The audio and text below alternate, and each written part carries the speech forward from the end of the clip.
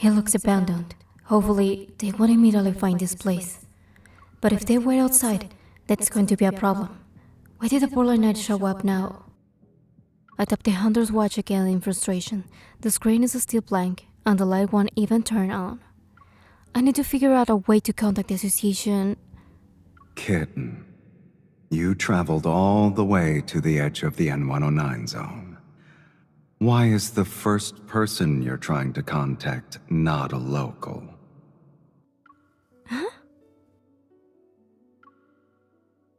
Do hunters really think we're unfriendly in the N109 zone? I look around. The tunnel is pitch black. There is no one nearby. Is letting people chase my hunter's motorcycle like wild dogs your idea of being friendly? Whoever is after your little bike can't be that dangerous. I'm surprised they gave you a hard time. Sylus's voice shifts. Close, far, left, then right. It's like it's everywhere and nowhere at the same time. What kind of device is he using? The magnetic field here was already unstable. I barely finished off the Wanderers before the polar night appeared. Now, the entire Nahon sun is drawing in darkness. Unfortunate timing, huh? You were targeted by a bunch of thugs hanging around the N109 zone's border, and your equipment is acting up. It's not a crisis, but it's not a minor issue either. I'm guessing Mephisto saw everything? There isn't another reason for why you coincidentally show up. I move slowly my hands on the tunnel wall. I'm trying to figure out where he really is. You want to find me? Go ahead. Would you like to know how you can take down multiple enemies in the dark? I turn toward the sound, but it shifts again. It's coming from a different direction. Is this the part where the kindness's leader gives me a hands-on lesson? Will you call it darkness sovereign 101? Oh, your good taste never fails to impress me. His laughter seems to surround me like invisible snakes slithering along the tunnel walls. People who were lured down here before would panic and start mistaking each other for enemies. Did any of them make it out?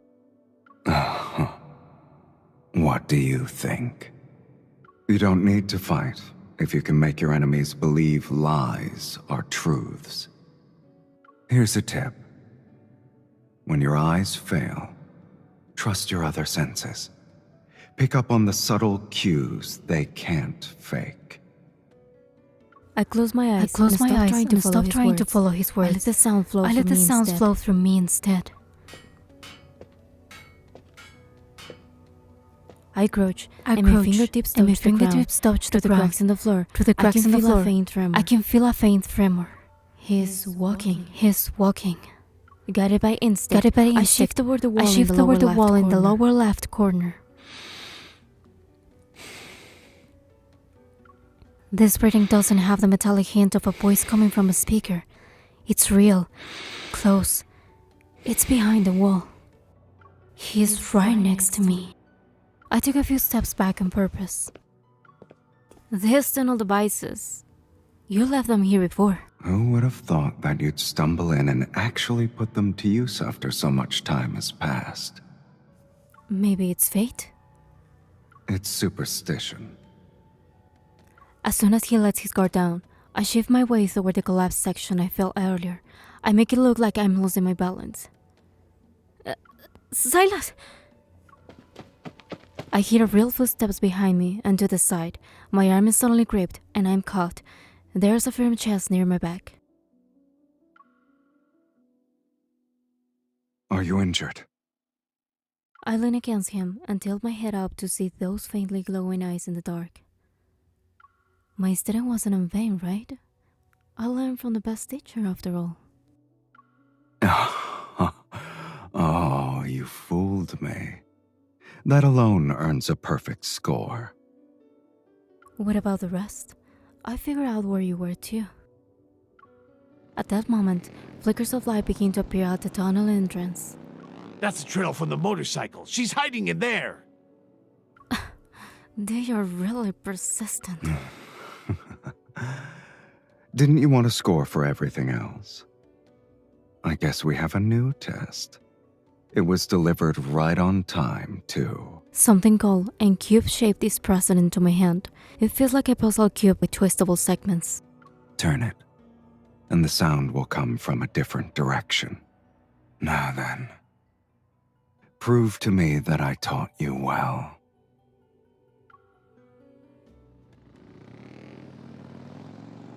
Sylus and I are deep inside the tunnel. I start the engine and twist the device in my hand. Did you hear that? It's up ahead. Move! It's pitch black. Does anyone have a backup light? Sylus snaps his fingers. A mass of black red mist materializes out of thin air. The thug's lights flicker and go out instantly. Hey, what's wrong with the lights? It's working just fine. Who touched me? I drop a few bullets on purpose and load my gun. Wait, there's someone at my 3 o'clock. I thought it was on the right. Watch out! Move! In the confusion of shifting sounds, the group quickly loses their sense of direction. One of the panicked thugs fires. The bullet slams into the tunnel walls with deafening echoes. Move back! Move back! Fall back! Silence returned to the tunnel faster than I expected. Congratulations. You've learned how to take out half of the N109 zone without using a single bullet. Did you always have to deal with groups like that? Only in the beginning. Sure, there were a lot of them, but they're still a scattered mob. The higher up you climb, the fewer you face head on.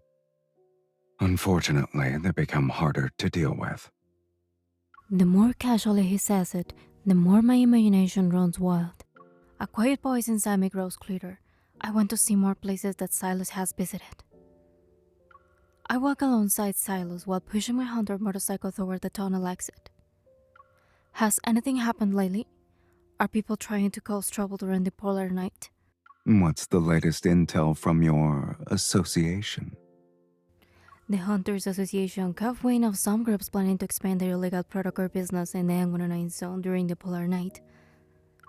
But there's been no sign of an Iconus making a move. Nothing really. I just feel like the polar night is a comfort to the N109 zone, but quiet periods like this never last long. The N109 zone lives in the darkness year-round. Chaos is the norm. If you're worried, you should be concerned about other places. We are near the exit. The Hunter's Watch comes back to life, and the comms seem to be working again. Mission submission complete. During the polar night, Anhausen class and Psychic class evolvers are vulnerable to magnetic fluctuations. You've been granted time off. Your association is surprisingly thoughtful. Is an Iconus planning to follow their example? You said it yourself. The polar night is a comfort for us. The people down there probably won't waste a golden opportunity like this.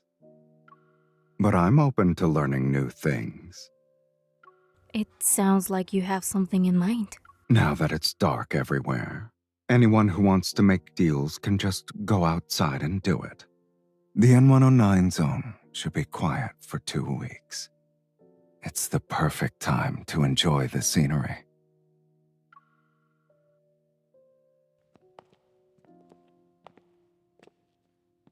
A familiar motorcycle comes into view as we step out of the tunnel. It's just like the N109 zone. There's no sunlight, which is part of your usual lifestyle. That's why I want to go sightseeing with you. It'll make today feel different. Something tells me it's not that simple. Alright, if we're going to be a trouble partners, then I get to say in where we go. You have a destination in mind? It's nothing specific. I want to visit places you've been to before, like the tunnel. His thoughtful gaze with its profound depths rests on me. 2 weeks won't be enough then.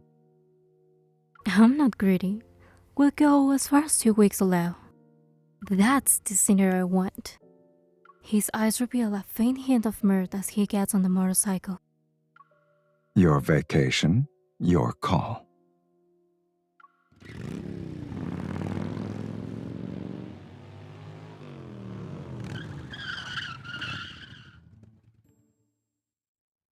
You're not actually going to ride around town on that little hunter motorcycle, right? It's still less flashy than yours. At least mine doesn't advertise who I am. Our first stop is an unremarkable underground auto shop that Sylus knows. If you live long enough, you get to see everything. I never thought you'd bring someone here. A middle-aged man, the owner, steps out with zero fear in his eyes. You'll see her again, so make sure to remember her face. The owner studies my face for a second, then he grins. Name's Hank. Do you need new toys for your bike? I'm your guy. Hello, I'm Ryvanna. You two go way back? Before when the N109 zone was still under the radar. He's the only one who ever beat me on the racetrack. The motorcycle that won the latest underground race. Was it your handiwork? You watched it, huh? Are you impressed? Do you want me to build one for you? We're not looking for racing mods. We need some long-distance comfort. Do what you think is best. Hank expertly rolls Sylus's bike into the workshop. Try it. Sylus pats a slick back frame. I mount it, and my toes barely touch the ground. Hank said you're the only one he lost to. And it sounds like he's a prideful guy himself. He only has one regret. Age caught up to him, so he'll never beat me again. He kneels, reaches under the seat, and pops an adjustment latch. He wanted to win. But once he noticed someone had tampered with my bike, he stopped the race himself. What you do when no one's watching proves whether or not you can be trusted. Is this another one of your rules of the night?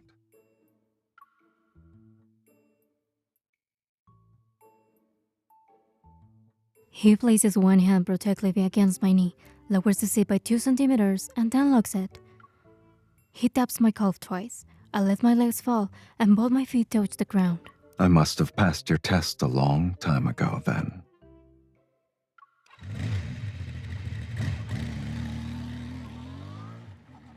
While I'm still testing the bike, Hank returns.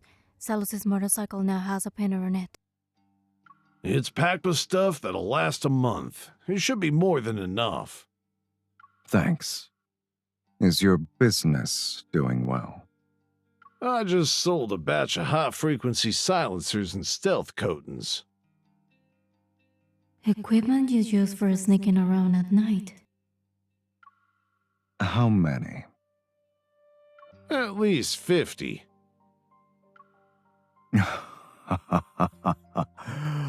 They're so generous. We'll give them everything they're looking for. You got it, boss man. Maybe the shock on my face is too obvious. Sylus glances at me. He's with on a kindness too? Are you surprised? But this place is nowhere near on a kindness's base. I thought he was your friend. Anakindness has all kinds of people, including friends. Hank nods at me. His ordinary face hides the stories no one has ever told.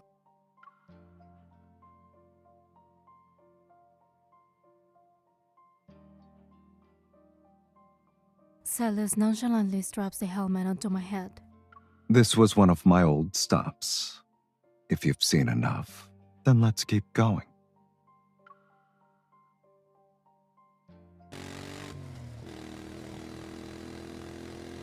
Sylus, someone's following us. You noticed it that quickly? You're getting used to the dark. Soon after we set out, I noticed motorcycles behind us. They keep their distance to avoid suspicion. Are two of them taking turns to tail us? There are at least 10. Those two are just a distraction. The rest are fitted with silencers and stealth coating. They'll be hard to spot at night. Wait, when Hank said 50, was he talking about the number of fully equipped bikes coming after you? No. They're coming after both of us, kitten. I take a deep breath and tighten my grip on the handlebars. If you're having second thoughts, you can still turn back. Lincoln's waiting with your quiet polar night vacation on the table. You probably did chases like this more times than I can count. I have no intention of backing out. I'm getting the full experience here. Then why don't we do it my way? What do you mean? Hurry up. If you fall behind, you'll miss the show. Before I can respond, his motorcycle roars and cuts through the night. It leaves a civil trail like an arrow vanishing into the darkness. I twist the throttle and follow him. Behind us, a few of the bikes lose control on several turns. The night wind stretches and the road ahead continues to twist. Today's not their lucky day. I've used this path before. Get ready to go right. 3, 2, 1. We switch lanes at the exact same second and smoothly traverse a narrow mountain path. Our twin trails of light overlap for a moment, then they vanish into the dark like we were never there. We ride through a stretch of upper land. I ease off the gas pedal. A faint streak of light flashes across my helmet visor. It's raining. Slow down. It's not just any rain. I look up. Countless fine silver threads drip down from the night sky. With a faint crackle, they land on my helmet and motorcycle. Electrical dust fall. I never heard of it before. You'll only see this in the N109 zone's most magnetically unstable areas. It shows up every now and then. The threads fall near me. Tiny silver purple particles shimmer and skip across the metal of the bike. I know you want to admire it, but let's move before the static messes up our hair.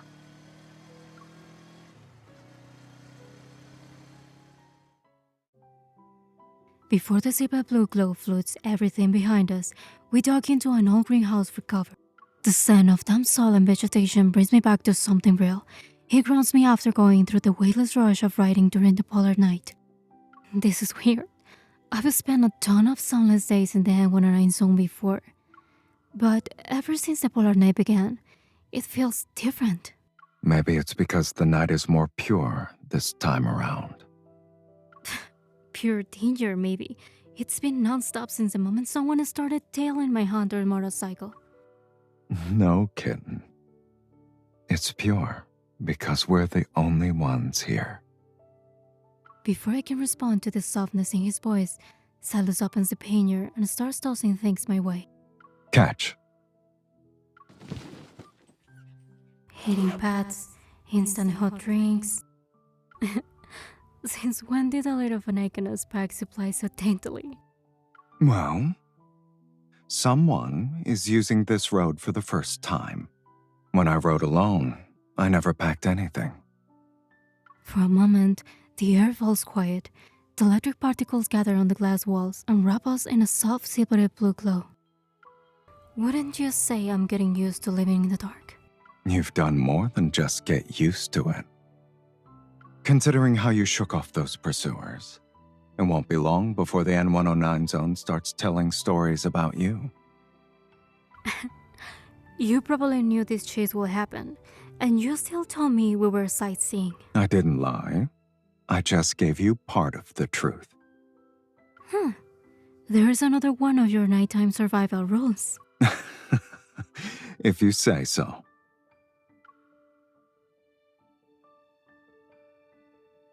He sits down beside me and moves his fingers. The suspended electric particles in the air slowly gather around his hand. To be honest, when the polar night falls and you're suddenly alone in the dark with enemies right behind you, it's still scary. It's natural to be afraid of the dark. Overcoming that instinct is difficult. What about you? You were never scared even when you backfaced the dark? The darkness of the N109 zone isn't something to be afraid of. What about before you were in the N109 zone? Like, after you left the interstellar arena? Just as I prepared for him to brush the question aside, the particles before my eyes began to shift and spin. I instinctively reach out, and the particles coalesce into a feather with a faint glow. It lands in my palm. The gentle electrical charge leaves a tingling sensation. I learned how to pass the time in the dark. More feathers made of condensed energy particles drift down from above. Their sibilly blue glow lights up the greenhouse that's full of blooming plants. For some reason, I can't help but think that maybe all the chaos and bloodshed in the N109 zone was just another way for him to pass the time. Once I learn a little more, I'll be able to live in the dark too.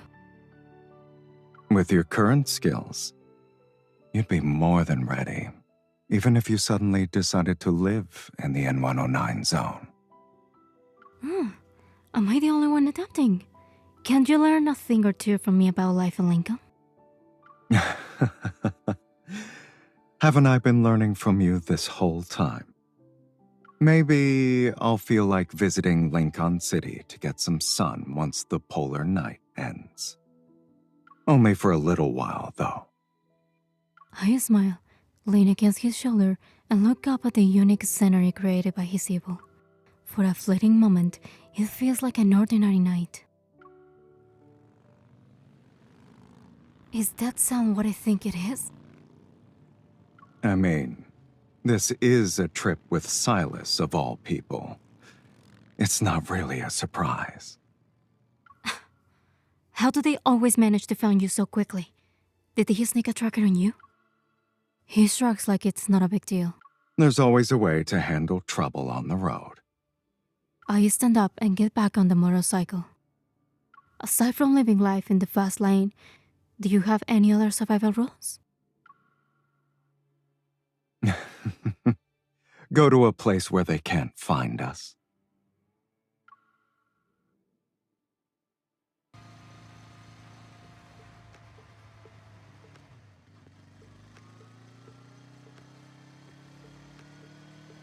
These guys just won't give up. They'll catch us at this rate. Sylus, are you sure they will find us in the place you're going to? Trust me. Like how I trust you. Remember to rely on your instincts when your eyes fail you. Do you have any mods that can boost our speed? I can shake them off. Well... The road ahead suddenly dips as we are entering another dimension. The navigation system cuts out without warning. Our comms are dead too. Only the thick fog remains. You picked a really good time to put your faith in me. I stop the bike. The headlight casts a strange shimmer across the fog. Flickering lights drift through it like the reflective fragments of a dream. They're residual images layered with the refraction of electromagnetic waves. He pulls up beside me, switches off his lights, and everything sinks into complete darkness. So, this is how you stay hidden? You visit an area with intense electromagnetic interference. These sorts of places where sound, signal, and light are stripped away. They tend to trigger deep-rooted human fear. It makes them cling to the only signal they can still latch on to. He slides open a metal panel on his bike's dashboard and reveals a neat row of touch controls. He inputs a few commands. The headlights quietly flicker in the glowing mist. Short, short, long, short, pause. Then there's a burst of flashing lights. That's how they communicate in code. This sequence means... All clear up ahead. The danger in his smile says it all. I don't need to ask. I already know that what's ahead is anything but safe. I wait a moment, faint sounds echo in the distance, only to melt back into the fog. The language your enemies know best can also be your most effective weapon. That should wrap up the survival lessons you wanted. You've taught me a lot, but it's all from when you were on your own. Oh? It seems like you have your own ideas about surviving in the dark when you're on a team of two. I tap his dashboard a few times, and the darkness around us lights up with a new rhythm. Short, long, long, short, short, short. The final flash lights up the smile at the corner of his lips. Teamwork. You could say I never really had a chance to work on that. So I didn't feel qualified to teach it. Then we're starting from the same place in terms of teamwork?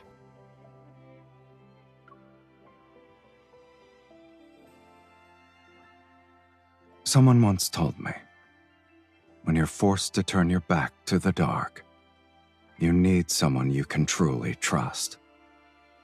Now, I've found the person who will learn this lesson with me. But we might not need these rules anymore once the sun comes up. In that case, let's make the most of the time we have. The night holds more than just conspiracies and bloodshed.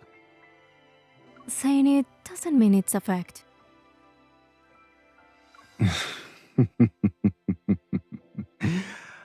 I'll show you another side of the night.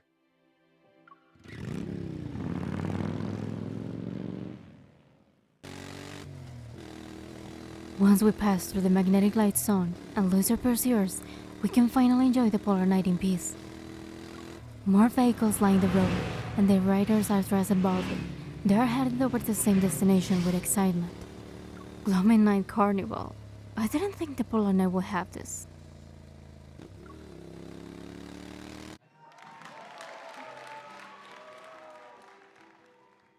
The crowd around us is packed.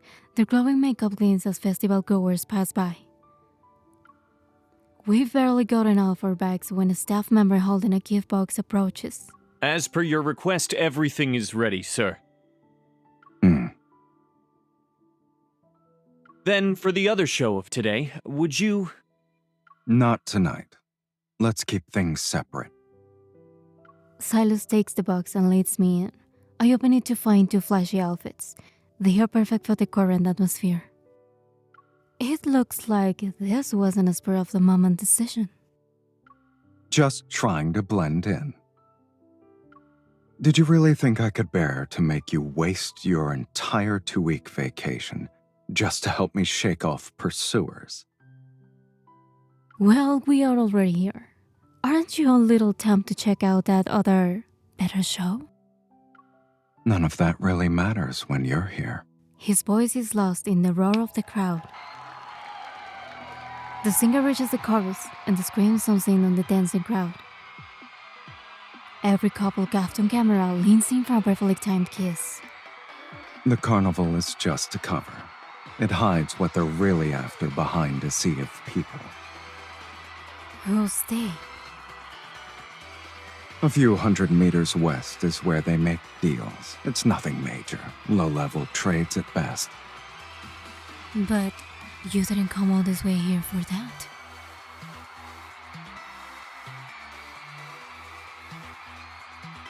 He leans down to move closer to me. Tonight, I'm here to enjoy the carnival in all of its glory. The crowd around us starts cheering. Out of the corner of my eye, I spot Sylus' hair standing out on the big screen. Whatever's happening on the other side has nothing to do with what's happening on this side.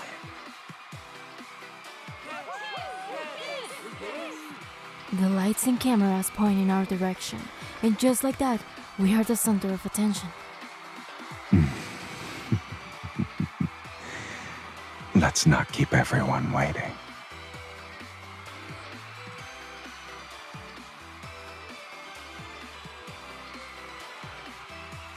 Letting go of everything, Sylus and I lose ourselves in the heart of the Polar Night revelry.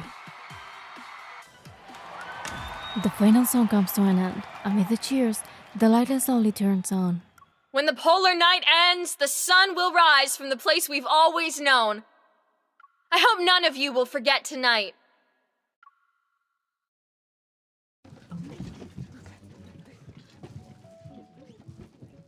The crowd begins to drift toward the exit. I linger at the very back, my steps are slowing down before I know it. Tired? Or you're not ready to leave? Neither. This doesn't feel like how I imagined it end. I turn and look at the stage that's dark. All signs of the revelry are gone. I lose track of time. Only now do I realize that the polar night is almost over. It's like waking up from a dream only to realize that all dreams must come to an end. Those words sound a little too sentimental for my liking. It doesn't match the you who's been with me this whole time. If you want, we can choose when the dream ends. So, why don't we start with letting this revelry continue? Weren't you the one who said to keep things separate? Now you're using your position for personal gain? The boundary between this side and that side was never clear to begin with.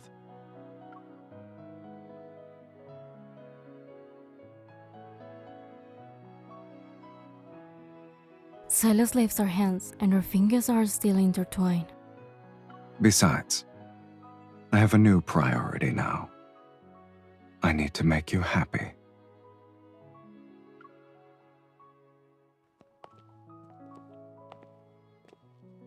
It feels as if we're the only ones left in the world as we pass through the empty backstage. As I step onto the stage, the music and lights flare to life in perfect sync. My body moves instinctively with the beat. From now on, this place is ours and ours alone. The music. It's the same song the dancers used in the dance battle earlier. Sounds like someone's cooking up a sneaky little idea. I challenge you to a dance-off. You start. All right, but who's going to be the judge? If your dance wins me over, I'll join in. Think of it as my seal of approval. A duet isn't a bad way to practice teamwork. But letting you decide the rules and prize hardly seems fair. Oh, too bad. Your complaint has been ignored. I toy with the tie at his chest and meet his gaze. So, are you in or not? A flicker of amusement sparks in his eyes. He takes 2 steps back. I wouldn't miss out on this. He stretches before throwing himself into the music and effortlessly moving with the style. Light plays along the sharp outline of his shoulders. The fabric around his waist is taut, then it relaxes with every shift. Mist spills from the edge of the stage and rises with the beat of his heels tapping against the floor. The lights form a glowing curtain around us. Caught between familiarity and something strangely new, I find myself staring at Sylus. Badass with a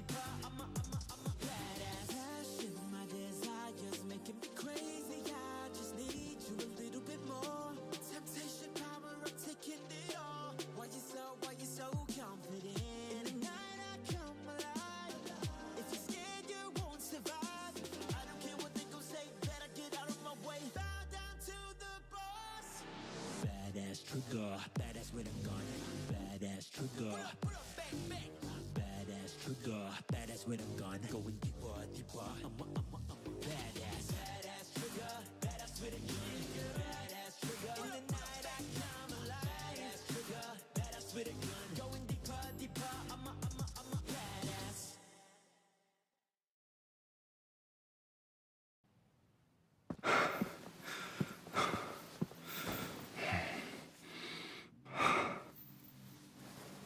What if I told you it's not over?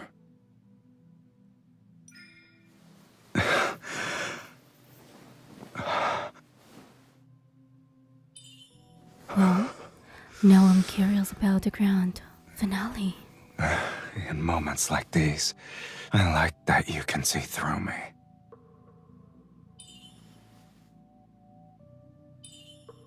But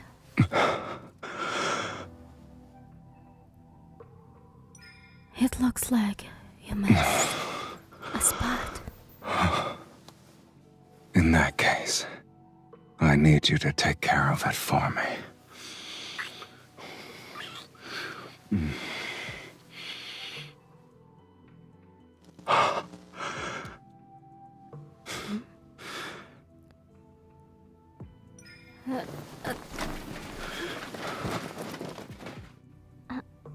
Ouch.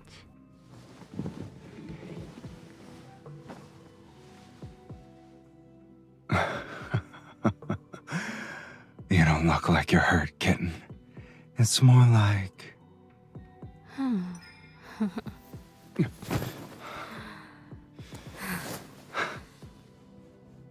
Taking the lead really is your specialty. You didn't want the polar night to end, right? Then, I hope you remember every part of tonight. Not just here. Here as well.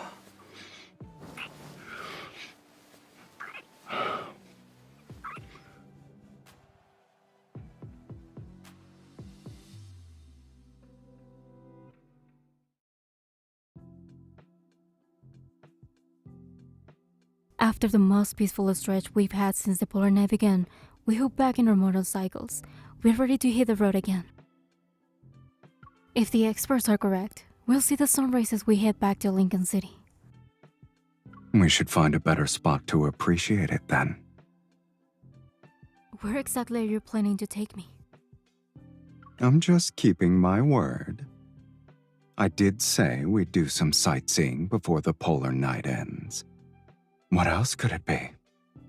If someone jumps out of the shadows because they are looking for a fight, I'm never trusting your sightseeing imitations again. I promise it's the real deal this time. It's a nice view.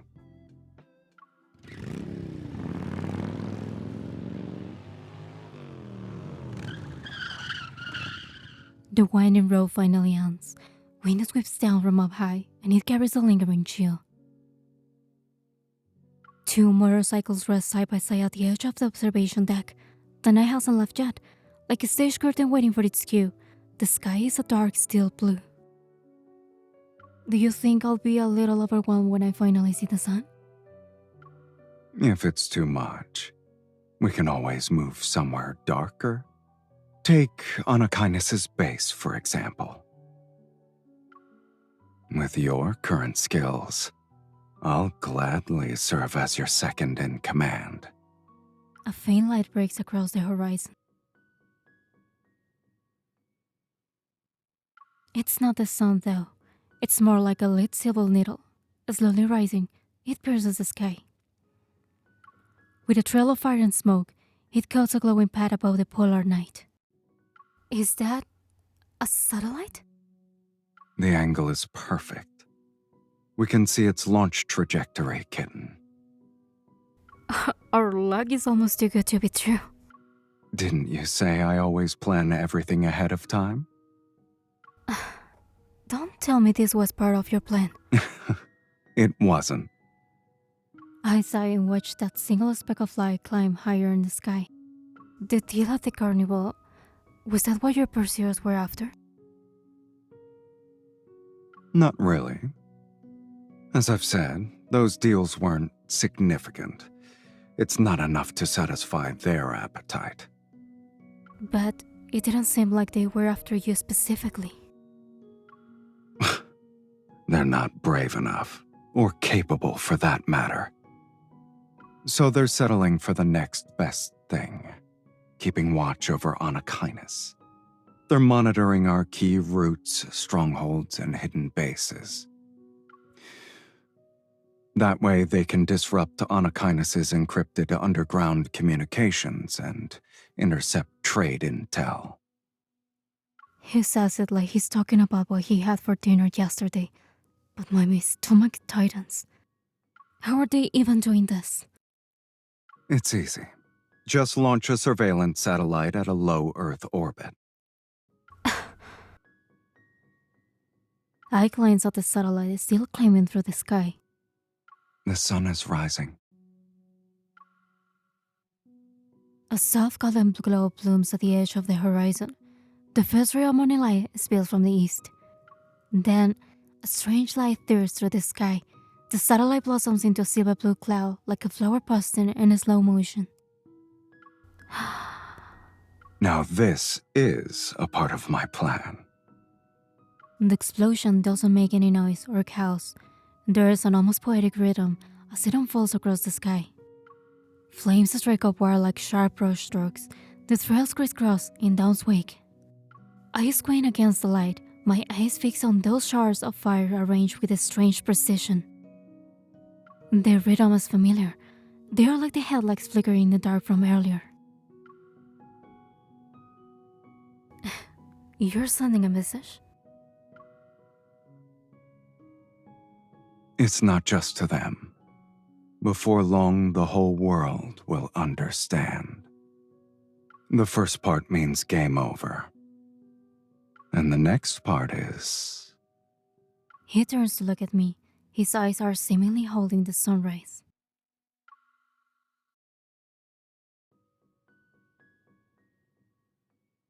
Good morning. Sylus, you are insane. I'm glad you are too.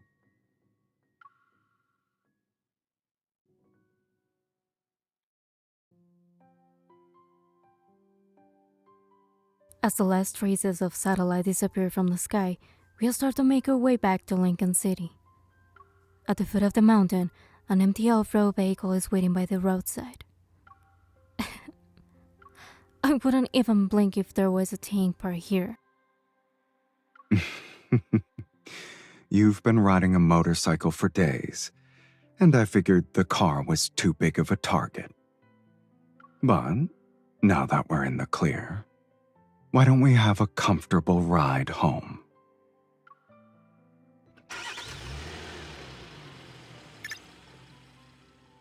The route's destination has been set to the residence in Lincoln City. Calculating the optimal path. Estimated time. Straight to the point, huh? The preliminary assessment suggests an ignition fault in the thruster, but it could have been outside interference or a tampered data link. I suspect it's a high-level cyber attack.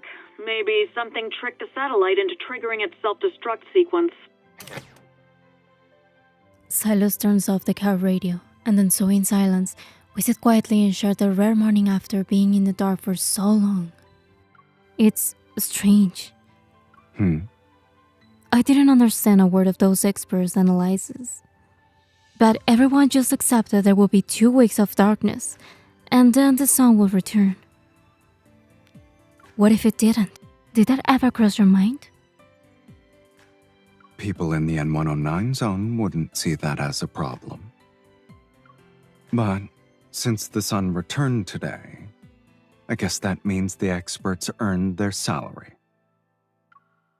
If it hadn't, we'd keep going. It'll be like what we've been doing these past few days. You'll witness every view you want to see. And we'd deal with anyone who got in our way. That's it? Not exactly. I knew it. You probably will use it as a chance to turn all of Lincoln into another N109 zone. I have bigger goals than that. Such as... Sylus doesn't answer. He turns the wheel, and the car changes lane. Didn't you say you wanted to get some sun in Lincoln? If the sun didn't show up, I'd have to make you a new one myself. His tone is lighthearted, like he's telling a joke, but the way he looks ahead, serious and focused, says otherwise. I guess I should be grateful that wretched sun rose on time. Noticing how I'm staring at him, he casually turns my head toward the window. Then he rummages in the glove box for his sunglasses. Don't look at me. Enjoy the sunrise. We worked hard for it. Weird as still spitting his word, I rest my chin in my hand and watch the sun slowly ascend. Maybe it's the blinded sunlight that causes my vision to blur. Memories from the past few days rush into my mind. Scenes overlaps and moments fall into place until they form the shape of one person. The one who seems to hate the sun more than anyone I've ever met somehow became my son, and only mine. Good morning, Sylus.